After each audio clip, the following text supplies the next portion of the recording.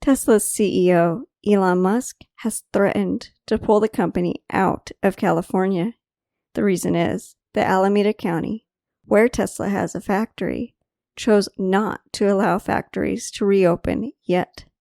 California's stay-at-home order for the coronavirus started in late March, and some parts of the state have been allowed to ease restrictions. However, new official information released on Thursday allowed manufacturing operations to reopen, depending on the judgment of county health officials. Officials decided not to allow reopening in Alameda County, and Musk claimed that Tesla would move to Nevada or Texas because these states are less restrictive than California. The county said that it had been working with Tesla to make a safety plan.